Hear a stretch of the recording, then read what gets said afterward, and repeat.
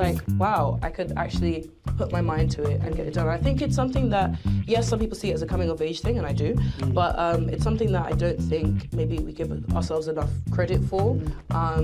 This was, I can't really convey how emotional it was for me, because I just really, it's like a wow, it's about time feeling. It's like, wow, this has finally happened kind of feeling. And I'm still regaining or gaining my confidence in driving and stuff, but it's like it's unlocked a whole new era for me, a whole new level of freedom, a whole new level of capability for me to do whatever I want. And it's like, I think that's it, unlocking a new era of myself. So I definitely feel like an adult, and I'm just looking forward to where this takes me. I hope you're doing well. Hope you're doing after yourselves. Welcome to another episode of The Student Guide, where we discuss amazing topics with amazing guest speakers. And as we all know, you are students of life, and we are here to give you amazing advice from amazing people doing incredible work.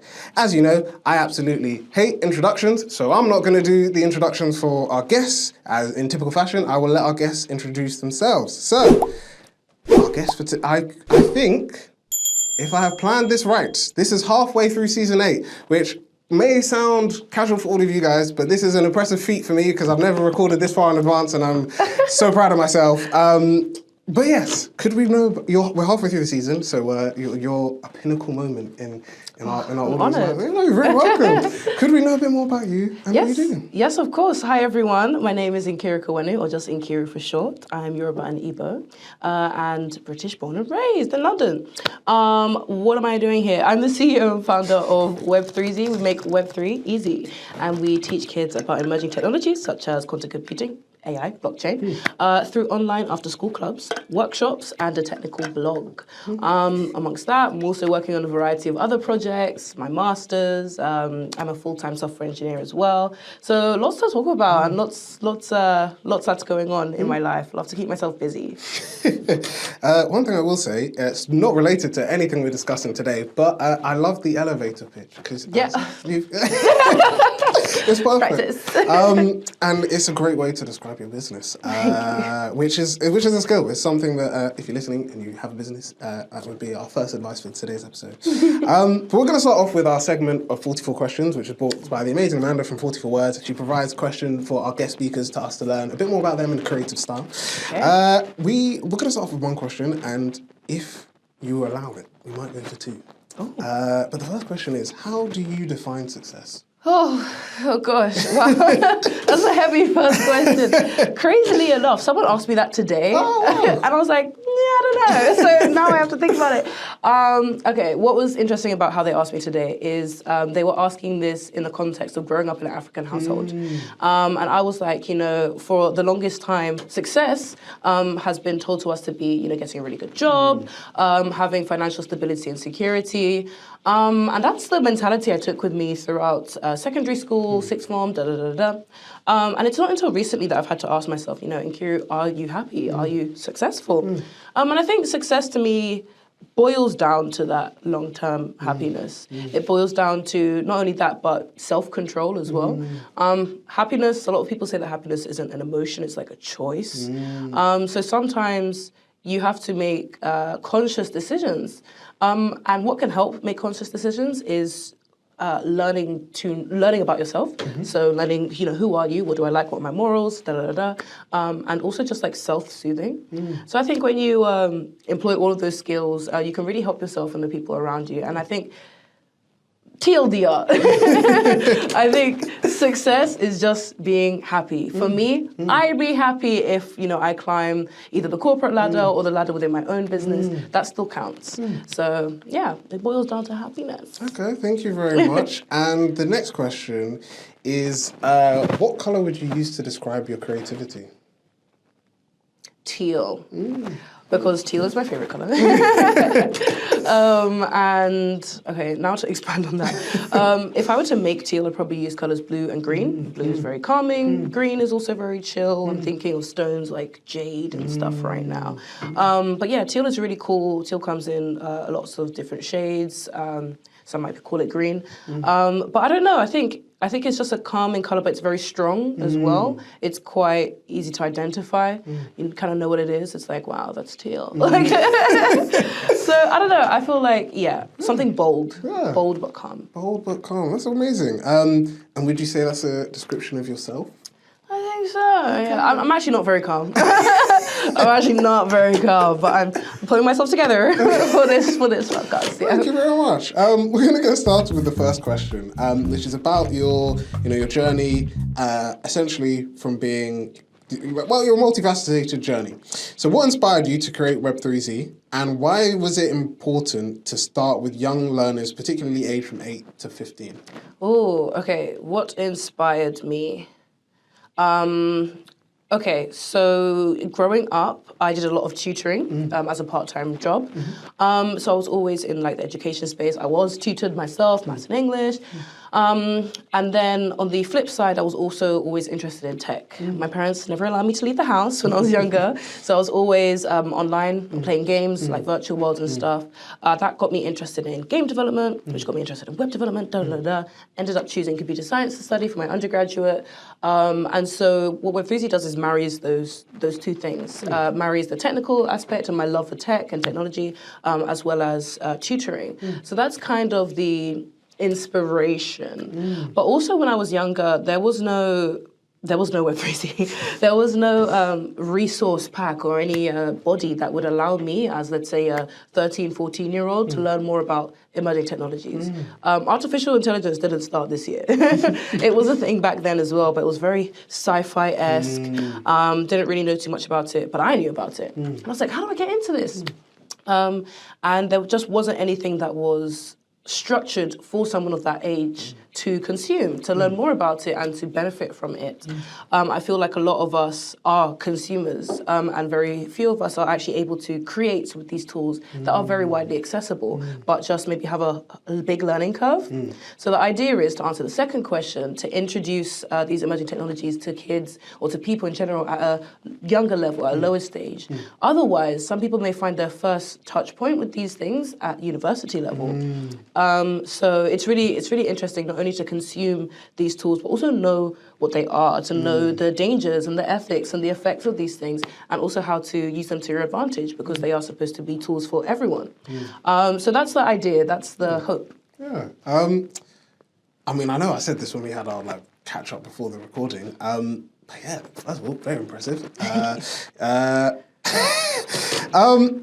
guess the one thing I'll say is it's really clear to me that you not only you emphasize with the problem that your business solves, but also you have a clear understanding of why it's needed to exist. I already spoke about elevator pitches. I'm not gonna lie, I'm already if I was an investor, I'm already thinking. Thank you. I need to bring out my wallet and and start investing, because I think like you said, it's so cool the work that you do. As someone who is not in tech and likes tech from afar, I'm know cameras and know how they work, but all the stuff you're doing is over my head. And not in a bad way, it's very impressive. And I think it's really cool to see the areas of work that, from looking at your website, the areas of work that you do. And I think it's just been awesome for me to just, I guess what you said, I love tech, and when I was younger, to have something like this would have been incredible. And as someone similarly who loves gaming and loves the tech aspect of that, because even this is a massive tangent, but it links to what I'm talking about. Is, as you mentioned, with AI. So it's interesting to see that now there's a game that came out this year. It's called Doom: The Dark Ages, and it utilizes AI in the scaling when it comes to video games. So the biggest issue that video games have is stuff in the distance has to be blurred, or the resolution is dropped, because if it kept that quality resolution, it basically will cause the game to be either super massive or to crash on most modern devices. So what they do is they downscale it. So it's I guess it's like in reality that the further something is away, the more grainier it may look, but the closer you get to it, the better quality it will be. So it's essentially the same thing, but with this AI tool that they use, I've forgotten what it's called, I think it's by the company NVIDIA, it basically uses the AI to create an adaptability with the scaling, so it still keeps that upscaling of it, but it looks really nice. And yeah, like so there's a gamer that I watch called Brad, and he basically like played the game, showcasing it, and was just like, this is really sick. And I was like, this is really cool, because I couldn't even tell. Like, he was just like, everything looks great, and I was like, this is amazing, and it's cool to see the uses of AI in this way, because I never thought this could be something for gaming. And yeah, essentially, fanboying out aside, it's great to see the incredible work that you're doing. And yeah, like I said, like something like this when I was younger would have definitely been right up my alley. No, honestly, I think it's interesting you bring that up, because when people hear of AI, I think most people start thinking of ChatGPT, a personal assistant kind of thing. But the actual tool of artificial intelligence, what it is as a concept, as, even if you think about it as something being trained on information, is so applicable to so many different things. So it's really interesting that that AI tool was able to help in, video graphics, and I'm sure it's useful in many different stages of the game development process as well. So that's really cool. Yeah, 100%. And I think one final thing, I'm going to mention it. I don't think the person will mind, but I will check if I can find the details. But I was at a pitching event, and someone who works in the creative industries, he is building an AI tool, because he basically said, actors, if you're like a young actor and you want to go for auditions, he said typically the way it works is you can hire someone to read the script with you, you can ask a family member or friend, or you could record yourself doing both. But he said obviously it feels a bit awkward, it's not great. Hiring someone costs money, family and friends, depends on their availability. So he's creating an AI tool to essentially help actors, so they upload their script, they say it's, I don't know, John, they're male, they say this lines, I say these lines, and it's basically supposed to be an AI tool that helps actors to essentially audition and practice their stuff. And I think for me, that's, like you said, that's an interesting case for AI and how it could be used, because in my mind, I was like, I didn't know that was even an issue, but B, when he explained it, I was just like, that actually makes so much sense. Why doesn't something like this already exist?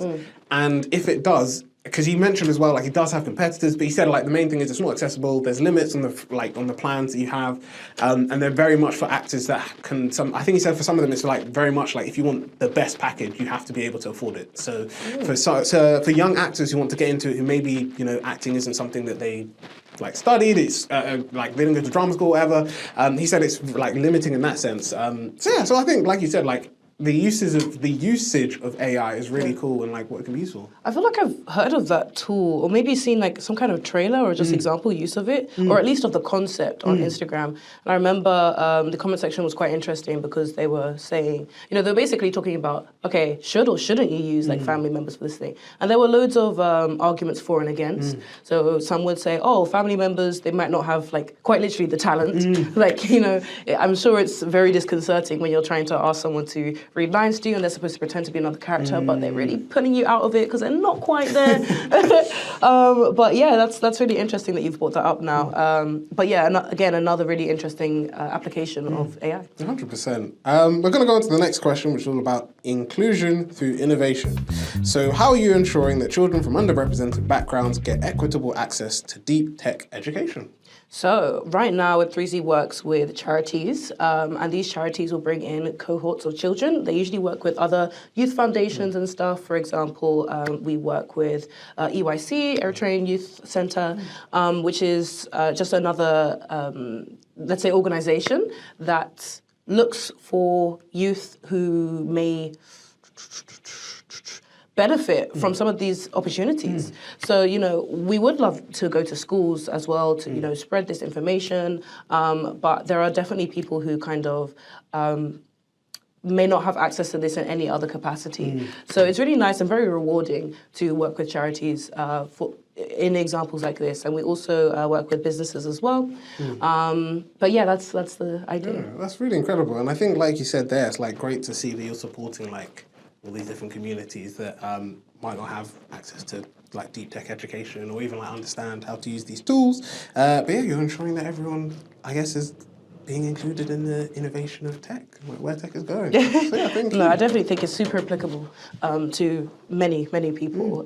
So I feel like everyone should have access to this, but unfortunately it never is the case that resources are so well spread out. So Yeah, 100%. We're now going to go on to Treasure Talks, brought to you by amazing intern of the one of two amazing interns we have this year from Brunel, who have brought a new segment for the new season.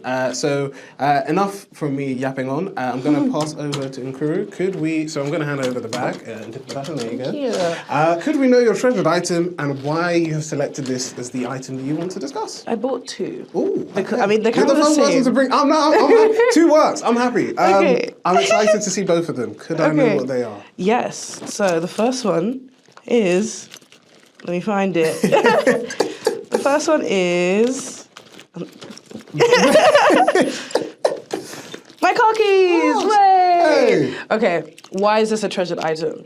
I passed my driving test last week, Friday, which is insane to me because it's been a very long time in the making. We're talking about, getting started on my driving journey before COVID, so we're looking at 5-6 years. But also on Friday, I bought my first car. And it was really kind of emotional. These are keys. This keyring. It was kind of an emotional time because obviously a car is not cheap. I paid it out in full. And something that it kind of brought to my attention was, Nkeiru, you've been saving for many years for a goal. This goal is to buy a house. But what was really useful about that is I built up a habit of saving my wins and stuff. And because of that, I was able to reinvest that capital into this and buy out in full. And also just the time of having taken approximately 6 years and a number of attempts to pass this test. It was like, wow, I could actually put my mind to it and get it done. I think it's something that, yes, some people see it as a coming of age thing, and I do, but it's something that I don't think maybe we give ourselves enough credit for. This was, I can't really convey how emotional it was for me because I just really, it's like a wow, it's about time feeling. It's like, wow, this has finally happened kind of feeling. And I'm still regaining or gaining my confidence in driving and stuff, but it's like it's unlocked a whole new era for me, a whole new level of freedom, a whole new level of capability for me to do whatever I want. And it's like I think that's it, unlocking a new era of myself. So I definitely feel like an adult, and I'm just looking forward to where this takes me. I travel a lot, so again, just more access to different things, and I'm just really grateful for the opportunity to have this. And speaking of gratefulness, this brings me to my second thing, which again, very similar. It's not quite keys, but it is a keychain of different things, different things that I get in my travels. So I have made it so I'm a big traveler, and I've made it a goal to get a keychain from every single place that I visited and then put them all in this bunch. This is not all of them. So I have been to, I think, 25 countries now, which is really, really exciting, and I'm very privileged to be able to do that. And this reminds me of that. It reminds me of, obviously, like having to buy these, having to get tickets, having to save up for going on holidays, or whether it's going on holidays or solo traveling or even traveling for work. And it helps me romanticize my life, I think.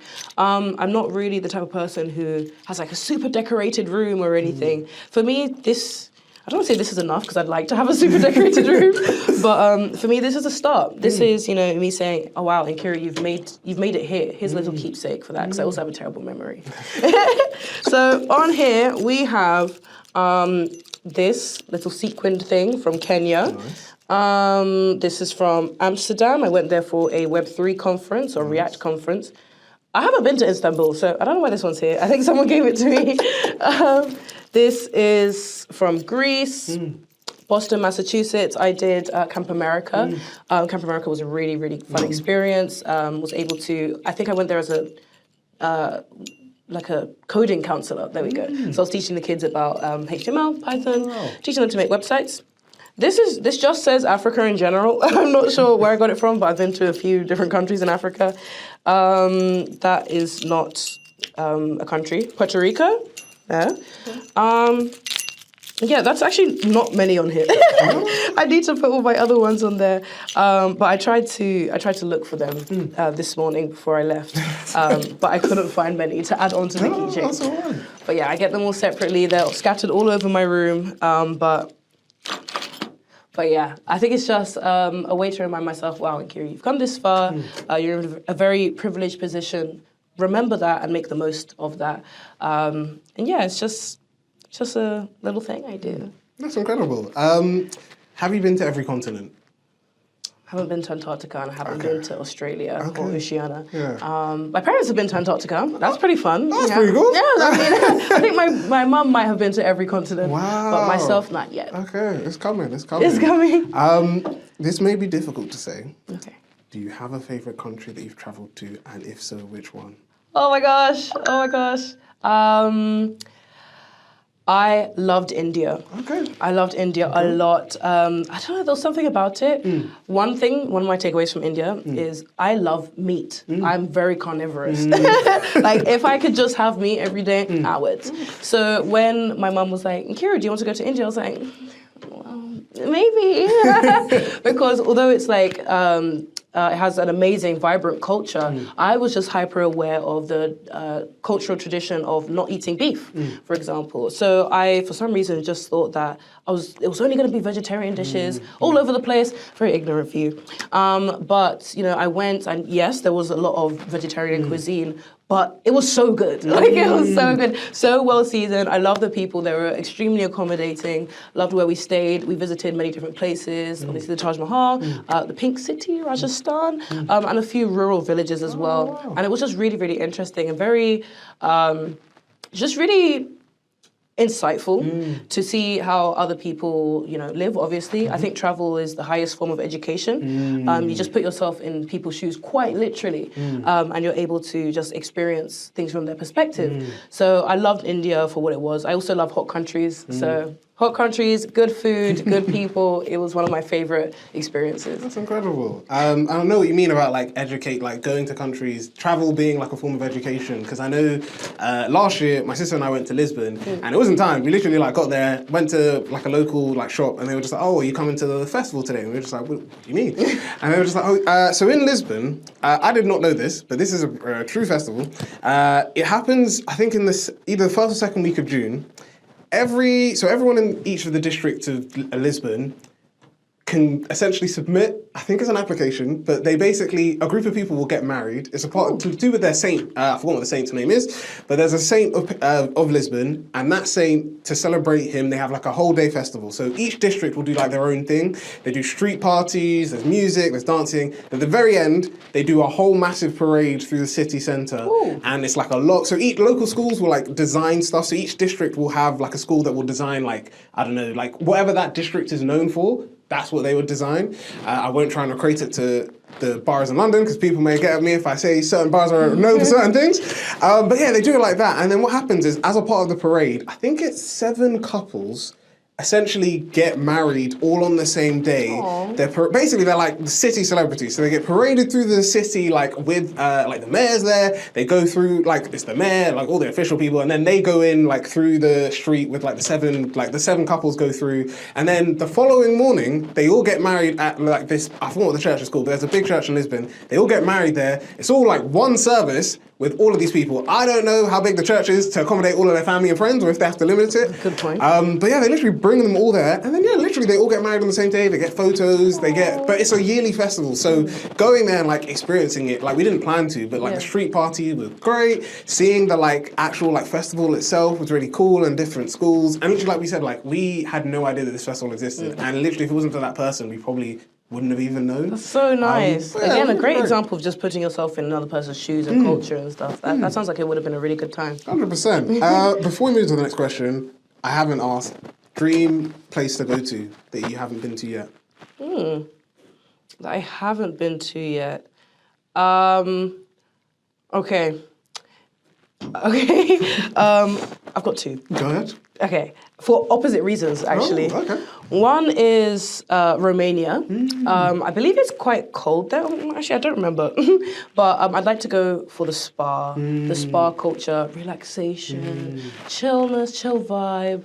And then on the opposite, Thailand, which is very energetic. I work 100% remotely, so I know they have a huge digital nomad culture there as well. So Thailand, Singapore, complete opposite vibe, very hot, high energy, definitely full of like youth and youngsters and people trying to do something or become someone.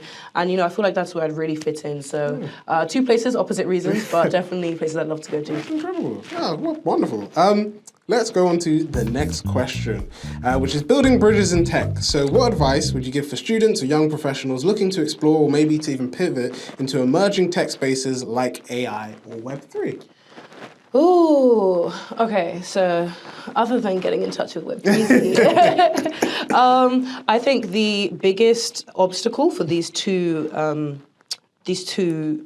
tools tools, especially Web3, is lack of like resources and access. And you may say, okay, but there's so many courses and stuff in this thing. A lot of these courses still depend on like a technical understanding of certain computer science concepts. And I think the way to overcome that is just to get practical experience. I remember a few years ago, I was going to a lot of Web3 hackathons in general, and then Web3 ones. And it was so crazy because I'd never coded anything on the blockchain or in a blockchain language. So I was like, why am I even going to this? Like, what am I going to do? But the fact that I even went to this hackathon and exposed myself to these people, these programmatical tools, and all these things, I learned so much.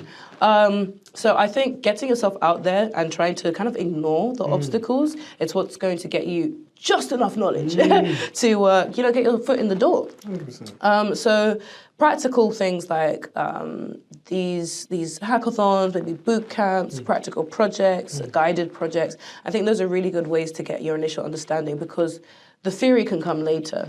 And I think a practical understanding, knowing how to do it, can sometimes carry more weight than knowing why it works.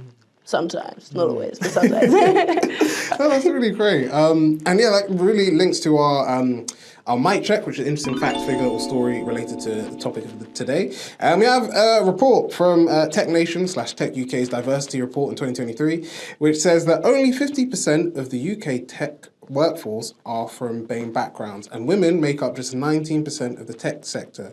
And this really highlights like a significant gap in representation for both groups, but it also shows the importance of resources like yourself helping to bridge that gap with creating easy and accessible education platforms, and especially getting in at like an early age, because everyone knows, if you want to, like every, I won't say every father, because my dad wasn't pushing me to do football. But if you want your son to be a footballer, or your daughter to be a footballer, everyone knows that you have to get them training football as soon as they can start to kick a ball. So as you mentioned, like getting in early, and like through the work you're doing with Web3sy, like getting in early to teach about like digital like tools that they can use, and like making a clear understanding, because I didn't touch on it, but it's a fair point to mention, is that like young people, especially of that age, may not really get what AI is, but it's definitely going to impact them when they get to like university or even like a career stage, because we're seeing how it's impacting people now. As you mentioned, there's definitely like different ideas of what AI means to people. For some people, it's like the Terminator or the Matrix. For some people, it's I know we discussed this game, Cyberpunk. If you haven't, great game. I will always be recommending books, games, TV shows to you. But it's like there's the bridge between those two things. And this is very random, but I've been trying to find a way to plug this into a podcast episode, and this is the greatest time I can do it.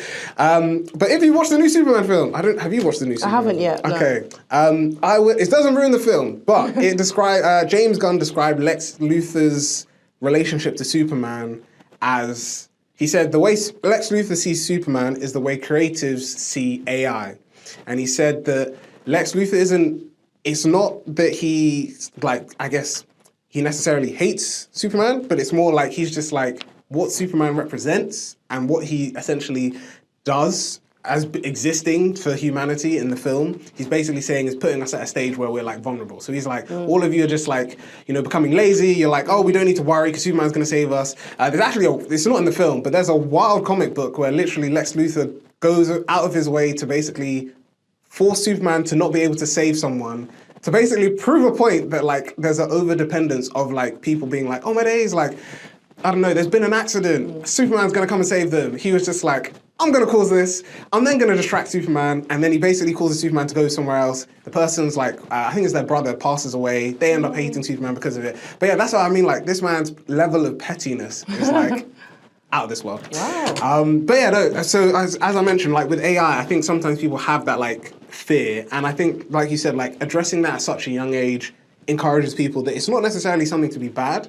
You know, I tell people that we use AI tools, you might not even notice it. It's being used right now because all these cool cuts that are happening throughout the episodes, and most of the episodes that happen on this channel are done through a cool AI tool called Autopod. So if you're doing podcasting, I would definitely recommend that. But yeah, I see it as that it's something that helps me to ease the editing process. You know, before trying to do all the cuts with multiple cameras was a lot. It took me a lot of time and a lot of effort and was quite straining, particularly as we've discussed, sometimes tech doesn't work the way you want it to.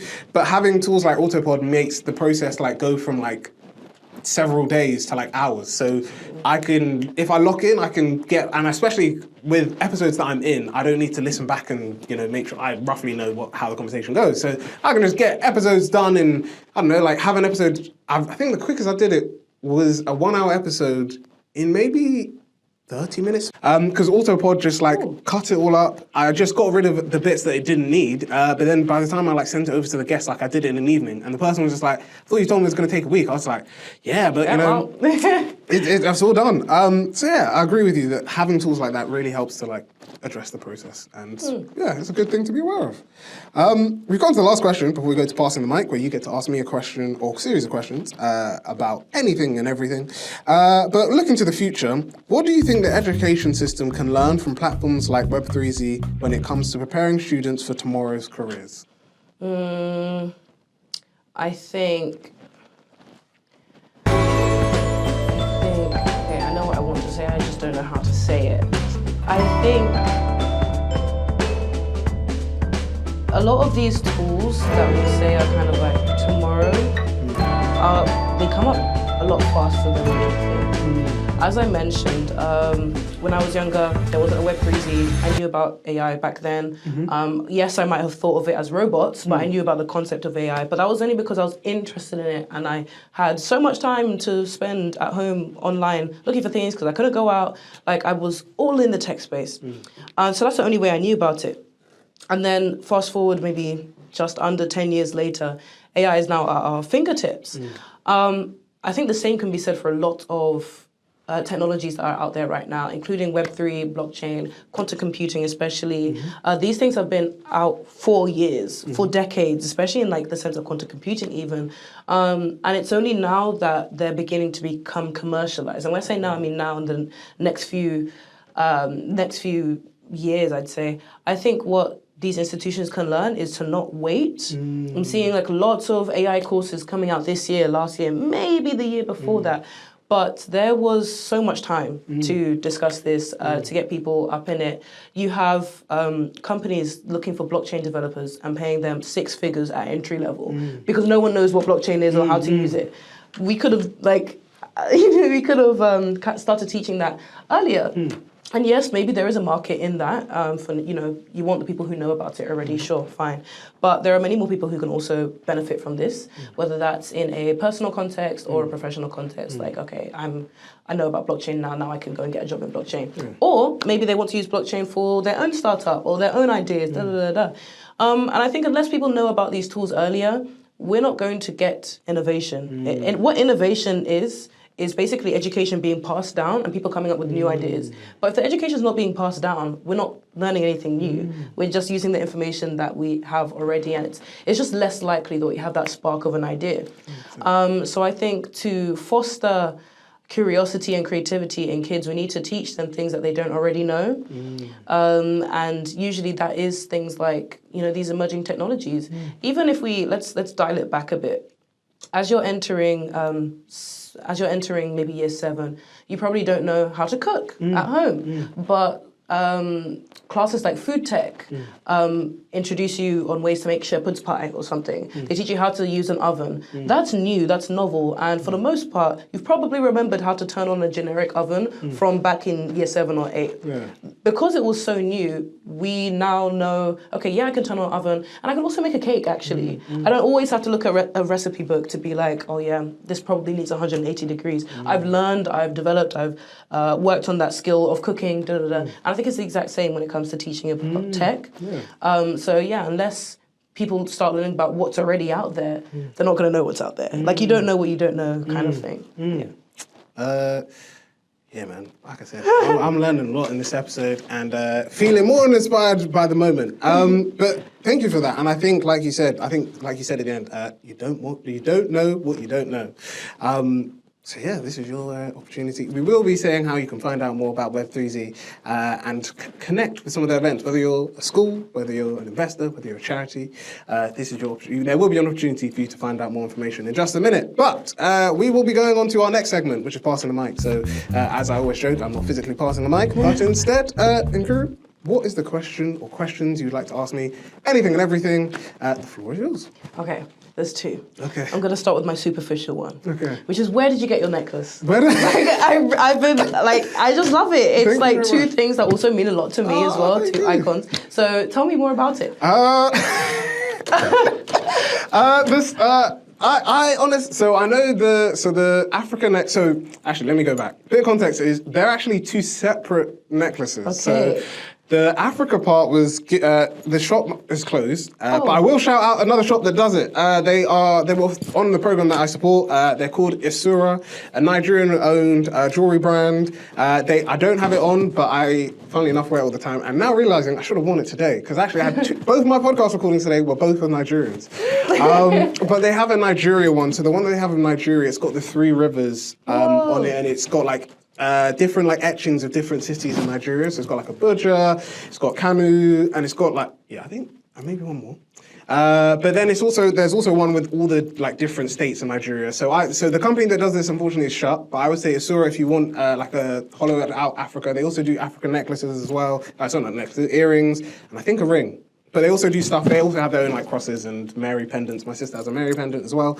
The cross actually is from a friend. So a good friend of the podcast, and he's supported Pick Up the Mic since it started. And he's a good friend of mine called Samuel. He went to Italy, and he knows that I'm Christian. So the reason why it's funny is because we have a tendency to always forget. So we buy each other presents for Christmas and our birthdays, but we have a tendency to either not meet up around our birthdays or Christmas or completely forget. So we'll meet up, but then we'll be like, yeah, the present was at home, so we've both forgotten it. So we always bring it up to the next like time we meet up. So he got this, I think he went to Italy like ages ago, but then we didn't meet up.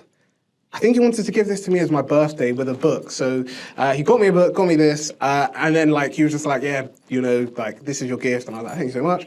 So so when I was thinking about like what necklace to put this on, I was like, I don't really know. Like, does it go with the Nigerian necklace? Does it go with this? Does it go with that? And then basically this necklace by itself in my room is like hanging separately like in my shelf.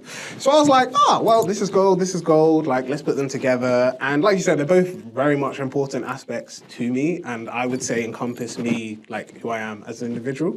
So yeah, that's basically the answer. They're 2 separate things, but yeah, they both represent sides of me. So excellent. I love that. Shout out to Samuel and Asura.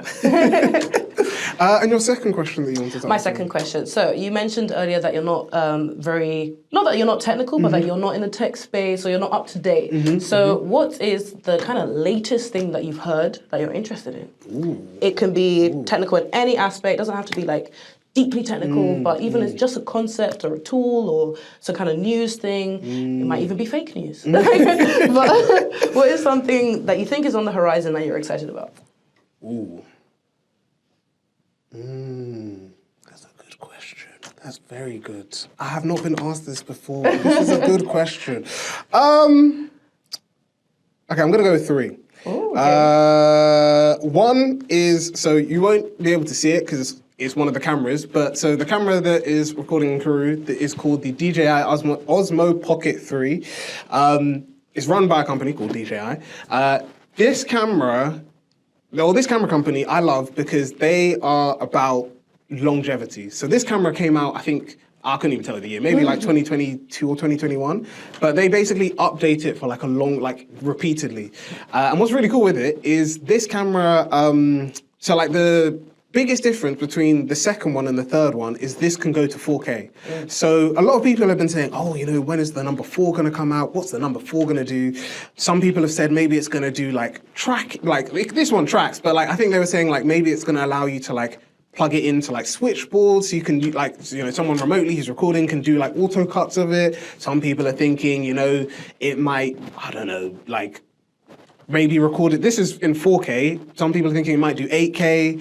But this camera to me is amazing. And what's great is for me, even though like the 2 has been out for like, well, when the 3 came out, they still released updates for the 2. This, like when the 4 comes out, I'm not necessarily gonna like, it's not like a phone or like with other tech where there's like new releases, or even like generally other cameras where it's like always new releases. With this, like, I probably won't buy the 4 for like maybe not even at all, because like it does its job. It does its job and it's really good. So yeah, whatever the DJI Osmo Pocket 4 does, I think that's what I'm interested in. No one, well, to my knowledge, no one knows when it's coming out. Everyone's got different rumors and theories and stuff like that. But I would say that it's one that's already out. But second one is one that's already out, but it's one that I think more companies will implement. So if I had unlimited money, I would buy this in a heartbeat. It is called so they're the people who do, it's under my shirt, so I won't show, but essentially there's this company right here on the receiver, Rode. So they have this thing called the Rodecaster Video, which is essentially it's like a switchboard for if you're doing recordings. But the reason why I love it is because it's the only one that I know that does, so it uses AI tools to do the switches if you don't have someone with you. So as I mentioned, like currently all the switches that have happened in this recording and like all the pick up the mic recordings happen post-edit, but this is like a live one. So you literally plug in like 3 cameras, you can plug in as many cameras as you want to it, and then you plug in as many microphones as well, and then basically based on audio levels, video and visual cues, the software will be like, okay, cool, so like Jeffrey speaking, the camera's now on Jeffrey, so that'll be that camera. Nkeiru speaking, camera's on Nkeiru, they're both talking, camera's on both of them. So it's the only one that I've seen that does that. But I think because of that, I think more companies will try and implement that to their switchboards for like recordings. Because to me, it was like, when I saw that, I was like, that's really interesting, because like the biggest thing that I like, not every podcaster has someone to support on like the back end. And even the ones that do like have it, they might not necessarily be people in their team. It might be like a freelancer that they've hired to support them in that capacity. But I was like, it's a really interesting concept, because the biggest issue, like for me personally, sometimes with recordings is I'm the only one that's available. So I'm the one who has to like make sure all the text work and all this stuff. But yeah, they literally like set up a screen, plug the screen into the switchboard, plug the cameras and the mics into the switchboard. And then literally like while we're recording, I can see like if I was using it right now, I can just look over it and I can see like, okay, the camera is definitely on me, camera's on Nkeiru when you're talking, camera's on both of us when we're like both talking or laughing or stuff like that. And then yeah, I can see it and I can be like, cool, this is working perfectly. So I think that's going to change how podcasting is done. So that would be number 2. Number 3, tech changes. It's one. No, I won't say that one because it's been out for a while. It's one that I like, but I'll shout it out. But one that I like that I know more people have started to do was Xbox. Basically, have this thing called Game Pass. Do you know? Yeah, I'm familiar. Oh, perfect. For anyone at home who's not familiar, it's basically Xbox you pay a certain amount per month, you get unlimited access to certain games. Sometimes those are like, you know, you can only play it for a serious amount of time. If it's an Xbox, like owned, like either Xbox produce a game or they own the companies that do, it's on there forever. But to me, when that came out, that was a really unique model because the price has also jumped up, so I know people have complained about that. But like when it started, I think it was like only $5.99 a month and you got access to like loads of games. And now that Xbox have like bought Activision, so they own Activision. Oh, they did like Obsidian. Who does Fallout? Bethesda. Love Bethesda. And like, so for me, it's great because like, there's all these games that like I didn't necessarily always play before, or like I've been like, I'll play it eventually. But having access to like a free library is great, and I like it because I can do it on my laptop, I can play it on my Xbox. Actually, yeah, all of that stuff is great. Yeah, shout out that. The thing that I'd actually say is probably the top of the three, which has been announced. It's supposed to come out this fall. My brother and I are desperate to get it as soon as it does drop. Is Xbox are doing a handheld console. Okay, I've heard of it. So I think it's called Xbox. I think it's like with Republic of Gaming. It's called the Xbox ROG I think it's ROG Ally. It's a handheld device. Now for me, this is great. One, because it allows me to play Xbox games on the go. But they are partnering with Steam. So Steam will be embedded onto this Xbox handheld device. Okay. Which people might be like, why is this good? It's great because you get access to PC games, but Xbox have found the perfect loop for Xbox player. Because as an Xbox player, my biggest issue is I'm also a Marvel fan. So all the Spider-Man games, I have to wait until they come on PC to play. I can't play on my Xbox. But because Xbox are now partnering with Steam, there's also been an agreement with Sony. So now, through this handheld device, which has Steam on it, Xbox players can play any Sony exclusive with their Steam account on an Xbox device. So I am waiting a holiday this year. If my family or siblings are watching, Christmas present, this is it. But yeah, literally, like that was, so me and my brother were like hearing rumors about this. People were saying, Xbox have been thinking about how could they compete with the Switch. The Switch, I think the original Switch was the fastest selling console of all time. The Switch 2, I think, has now beaten it. Oh. So people are thinking like, how, what is Xbox going to do? What's Sony going to do? And I think people were surprised with the Steam thing because they were thinking, okay, Xbox could partner with Steam, but Sony might want to be like, we're focused on keeping our exclusives off Xbox devices. That defeats the competition. But when it happened, they were just like, no, we're partnering. So Xbox has an agreement that some Xbox exclusives will go onto Sony devices. So I think the one recently was Grounded, which is a really cool, you can play it single player, but it's you can do it co-op online with 4 people. Basically, it's like Honey, I Shrunk the Kids. So you're stuck in a park, you're shrunk down, and you fight animals, and you basically have to survive. You fight bugs. Yeah, I'd definitely recommend. And then, what's the other one? Indiana Jones and is it the Great Circle or the Golden? I think it's a Great Circle. But Indiana Jones game that Bethesda made, that is a great game. I'd recommend, even if you're not a big Indiana Jones fan, that is a fun Bethesda game. I'm looking forward to all the stuff that they do with that. Where was I going with? Yeah, but I think everyone was surprised because they were just like, oh, Xbox and Sony, they're clearly competitors. And I think Phil Spencer, who I'm probably going to get this man's job title wrong, but I think he is the CEO of Xbox. He basically was interviewed, I think last year, and he said he sees the future of gaming being less exclusive and more cross-collaboration between gaming companies.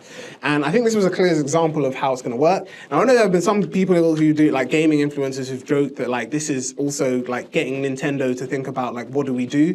Because I also get what the argument is. Because the argument is Nintendo devices, I have a Switch. The only reason I got the Switch was because I was like, I have missed playing a Pokemon game for so long. I would love to play a Pokemon game and got a Switch. But outside of that, most games, and apart from Lego games, but that's usually because they're on a sale and they're super cheap on the Switch.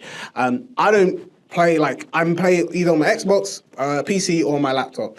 So for me, it was really interesting that happened because a lot of people are saying now with Sony partnering on Xbox in this way, this is making Nintendo think about how exclusive should our games be on our devices? Because, if we keep, their main thing is keeping, Mario Kart, Pokemon on their devices and making it exclusive. You can't get it anywhere else. But people have been saying if other games are now moving, if Sony and especially Sony and Microsoft are agreeing to work in this aspect, what is going to be Nintendo's unique selling point to counter that? So there's a lot of interesting things. But yeah, that would be my top which has happened. Well, it's happening. I'm hoping it doesn't get delayed. But yeah, that would be my main thing because I'm super excited for it. I knew about the Xbox console that's coming out. I didn't know about these game company agreements. So that's really cool. Yeah. Because it's always a hassle when I'm not able to play certain games with my friends or even cross-platform cross-platform gaming. Is a big issue for me, but it would be really nice if we could get some more cross-collaboration between the game companies. So that I will look into when I get home. Generally, me and my brother watched the Xbox conference over the summer, and as soon as it came up, he was just like, we need to get this, and I was just like, yes, I completely agree. So yeah, if I do get it, and we do, I might do a little video on our gaming channel about it, so keep an eye out for that on Pick Up the Controller, more information about that at the end. But yeah, no, those would be my 3, do I have a fourth one? that I could do about my other interests of gaming and anime. Not gaming, anime. Like comics and sci-fi and anime. Not really. There isn't really one that I know of. Is there one in comics? Not really. I mean, there's one that my brother uses, but like, I know people have their opinions of ChatGPT, but he has used ChatGPT to basically almost do like RPGs and like like comic book TV shows and stuff as like a role-playing thing. So he's just like, oh, like, I don't know what the prompt was, and if you really definitely want it, you can put a comment, I can send it to you. But yeah, he was just like, oh, hey, I just like was playing around with ChatGPT to just like see what it could do, and I found out that I could like build like a whole RPG around like TV shows and films that I was interested in. So it'd be like, cool. Yeah, it would be like, imagine, I don't know, I know we're both into anime as well, so it would be like, imagine do you know about My Hero Academia? So yeah, it'd be like, imagine I'm in My Hero Academia, I am, I don't know, like my own character, this is my quirk, this is what I'm doing, I would love to, you know, create an RPG experience based on this and tell me, like, run a traditional RPG. So, like, if for anyone who's into gaming and loves RPGs, we're talking about, like, old school RPGs where it's like... Just text-based. Just text-based. You're just like, oh, you know, do you go down the left door or the right door? Even, I think... I saw someone did like text-based, but they did it with like, they used ChatGPT to basically do like dice rolls. So like very much like Dungeons and Dragons, which... I've said it and it's gonna happen because I found out they do it at my workplace. I will be doing a Dungeons and Dragons because I've been trying to do it, for the long. I'll be there. Yeah, I'll be there. I'll be there. Because I'm generally, when I tell you, this is a massive tangent, but it's so important. I have been trying to get in a Dungeons and Dragons because I know people. Campaign. Yeah, I know people who do it, and I was like, oh, sick. I've been trying to organize one. I know we've got friends on the podcast that do it as well, and I was like, look, if you want to do it, I'm ready. I've been waiting for a campaign, and then literally today, I was meeting someone just talking about like what I do to pick up the mic, and he was just like, oh, you know, there's this group, they do like a Magic the Gathering like meetup, and I was like, oh, sick, that's cool. I know about Magic the Gathering, like I'm interested, but I was like, I'm gonna be real with you. Tell me, is Dungeon and Dragon on the table? And he's like, oh yeah, obviously, and I was like, yeah, had me there. Okay. So yeah, I will let you know, I've never done a campaign before. I'm very much in, I wouldn't say my long-term dream, but I would love to be a dungeon master. Really? Yeah, I think it'd be fun. I've seen what are they, I think it's called Dimension 20. They're like an American, they're an American group. They do like live, like they have like a show where they do like campaigns together, but they also do like live shows in America of it. And I know it won Game of the Year last year. It's an incredible game. If you haven't played it, I'd recommend Baldur's Gate 3. Yeah, the actors of Baldur's Gate 3 through, who some people don't like because they're owned by, so the people who do Dungeons and Dragons are a company called Wizards of something Coast, and they're owned by Hasbro. And the people have their own opinions about them. My brother's not the biggest fan. But essentially, like the voice actors of the like main cast and your companions, they do their own Dungeons and Dragons campaign of themselves, like yeah, which is really fun. Pretty cool. Very meta. Yeah, and it's like so cool to like do. And then one final shout out, because I've clearly gone on my Dungeons and Dragons tangent, is there's a show on what is this show called? Vox Machina, The Legend of Vox Machina. It's on Amazon Prime. I don't know if you've watched it. I haven't heard of that one. No. I would definitely recommend, especially if you're interested. It's set in the Dungeons and Dragons world. It doesn't use the same, because it's basically like a TV show, so they don't do like the dice roll and stuff because it doesn't make sense. But the voice actors for that whole show, they also have a show where they play their characters, but they do like campaigns of like random stuff.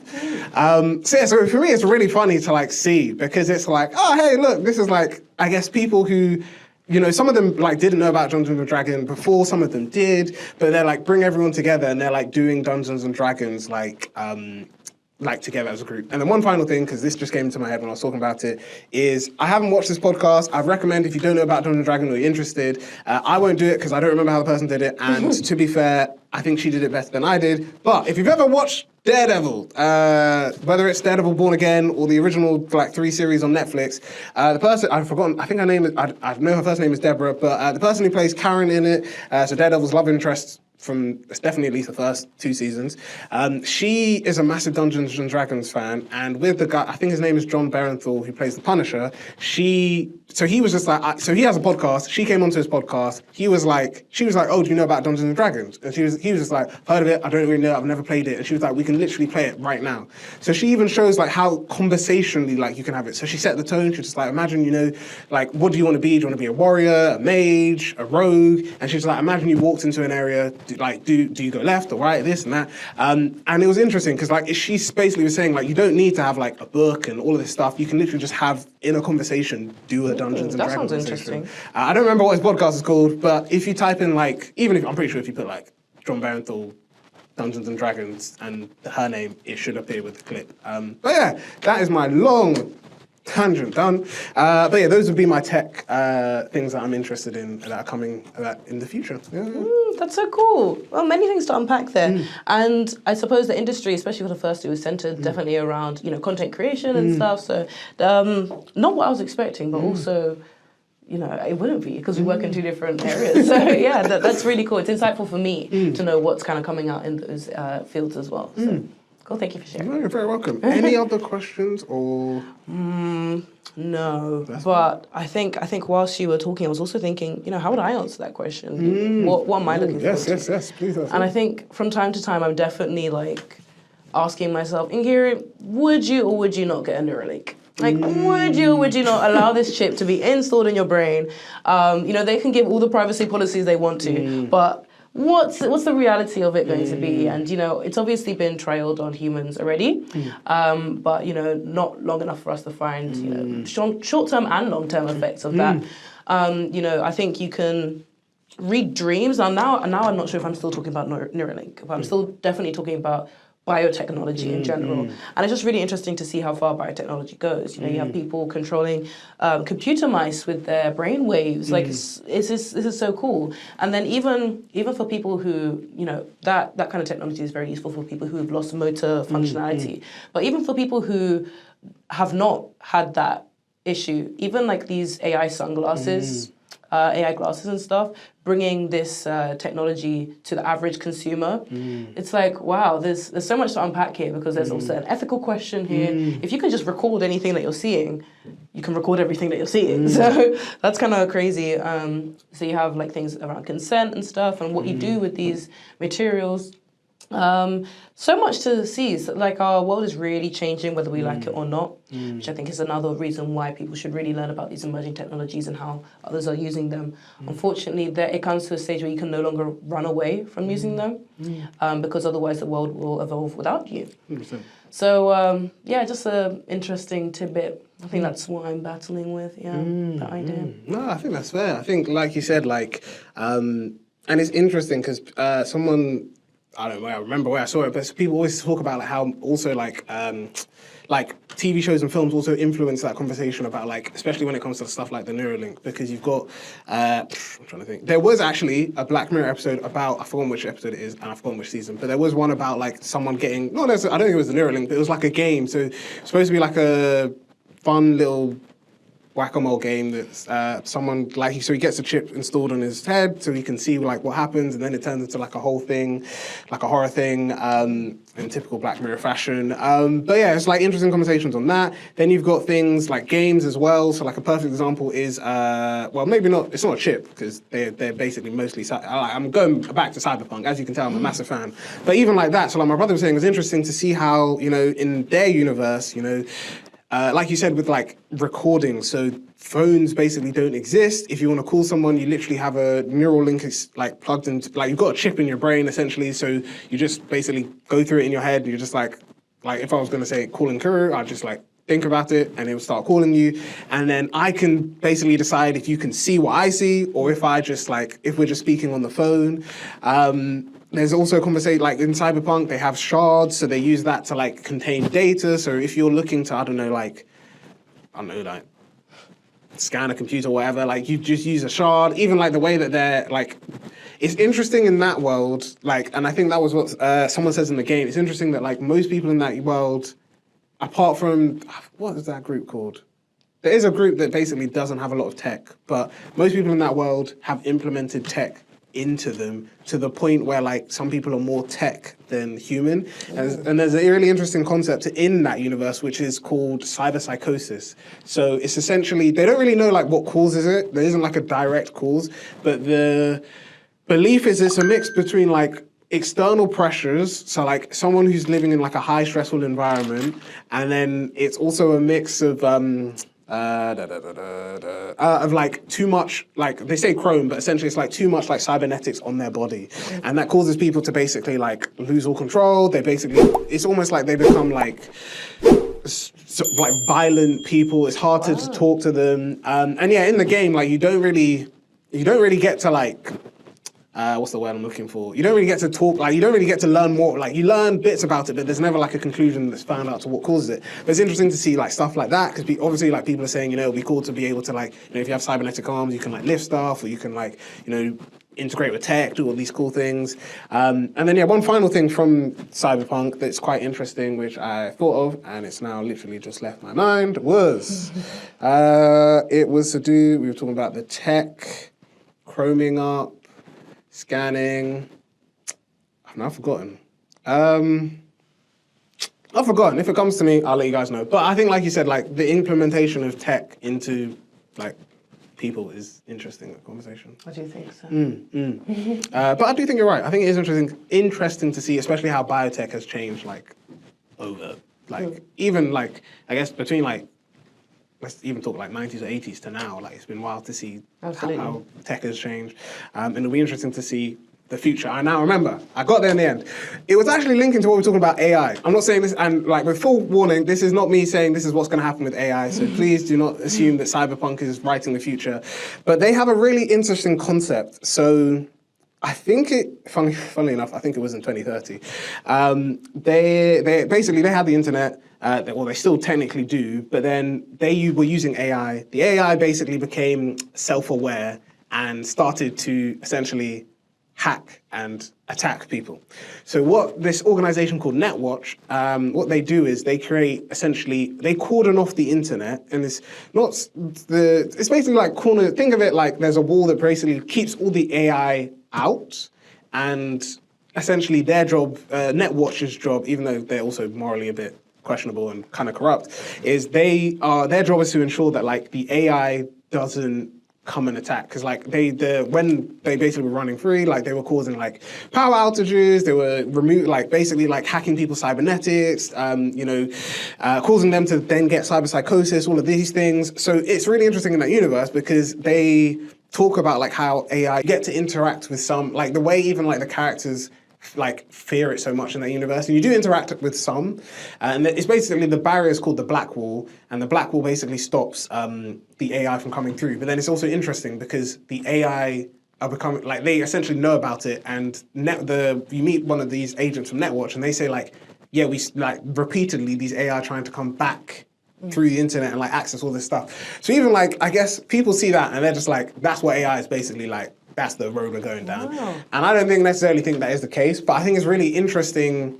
Like even just like, for me, it's just like the creative mindset of Cyberpunk, and it's a huge thing. There's a tabletop game, but there's also the video game, Cyberpunk 2027. The writer of it, I've forgotten the guy, that's Mike something. He even said that like the tabletop game and the video game are both set in the same universe. They also, if you're interested in anime, they have an anime, it's called Cyberpunk Edge Runners, you should check it out. They have a new Cyberpunk anime coming next year, so you should check it out. But also Cyberpunk 2, it's not for a while because it has to wait for The Witcher 4 to come out first. But essentially you've got loads of time to catch up with Cyberpunk. There's a lot of stuff there, but it does, like you said, about like asking questions about like AI and tech, and the game's been out for a while. One final thing I'll say about the game is it talks about like essentially like the longevity of humans. So there's this thing called the relic, but essentially it's this chip that it stores people, and they call it engrams, but essentially it's like someone, like a digital version of a person. So it doesn't necessarily mean, like when we're talking about like souls and stuff, this is like, essentially their brain is copied onto a chip, and then the argument is that like they can, so essentially, this is where it gets like very like wild, and I don't think this is where the neurochip is going, so hopefully not, but essentially they the main character essentially has a chip with an engram of this guy played by Keanu Reeves, and he basically ends up getting shot in the game within like the first act, and then it's all about essentially the engram so the difficulty comes because the engram is only supposed to be used in dead bodies, so it's supposed to be like, oh, so and so's maybe like passed away and died. There's also a lot of corruption in this place, so they get a body from somewhere. They put the engram as like so-and-so, this is mainly for the rich, but they put it in someone else's body, so-and-so can then walk around and exist in another person's body, they're not dead, and they get to live happy ever after. The issue is, the character that you play as dies, got shot with the shard in his head when he was alive.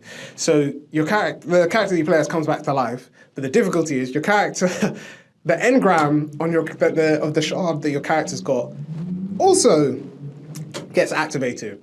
And long story short, the character throughout the whole game is trying to find a way to basically live and survive, because the engram that the character has is basically rewriting the person's DNA, and the chip is basically seeing the host's body, which is your character, as almost like foreign body and is wiping them away. So he said it's basically going to get to a stage where essentially the character that you play as will just essentially cease to exist, and the engram will have full control over the body.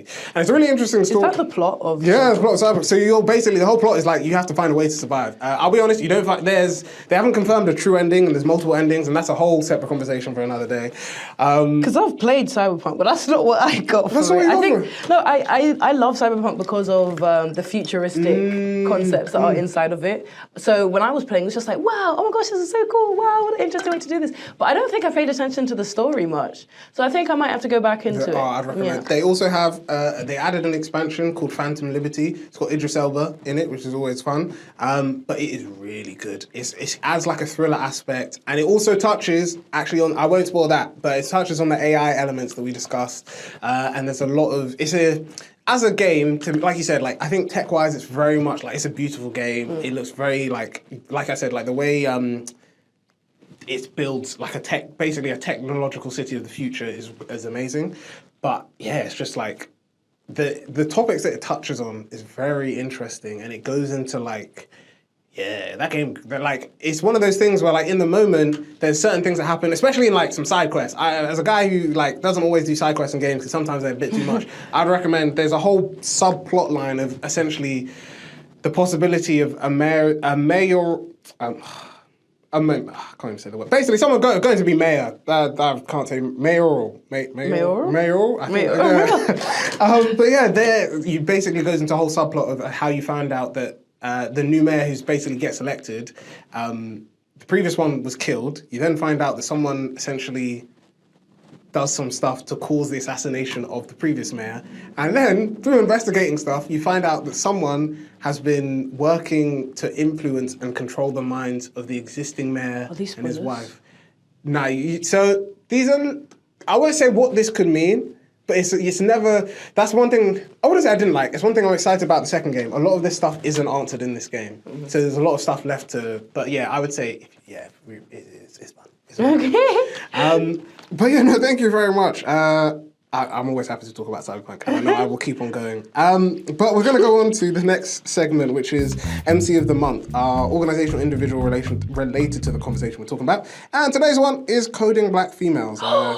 The Charlene Hunter. I love Charlene. We are very well acquainted. Oh, that's really good. Yeah, they do incredible work, as they spotlight black women in tech through community, coding workshops, and career support. We know that they've also partnered with you and are known for incredible work in developing the next generation of underrepresented tech leaders. And, as someone who, I think from everyone watching here today can agree with me in saying that, it's clear that you will definitely be a tech leader in the future. Oh, thank you. No, you're very welcome. I think it's just, it's perfect synergy between the two of you. So yeah, they're our MC of the Month, so check them out. And maybe if you're interested in tech, they might be an organisation that could help you. So check them out. Definitely. They allow for young Black women or Black women in general to upskill and find entry-level roles or just roles in general in the tech space. I personally also did a boot camp with them early in my professional career, which I really, really loved.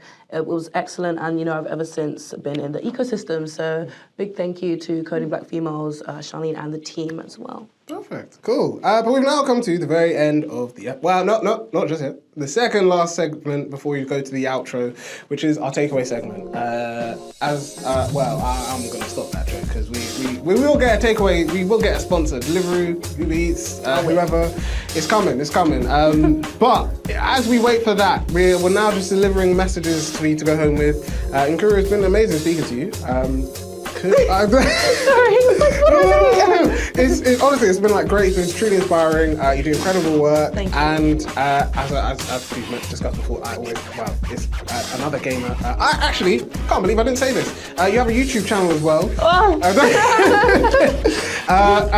Through your YouTube channel, I learned a lot about you as well.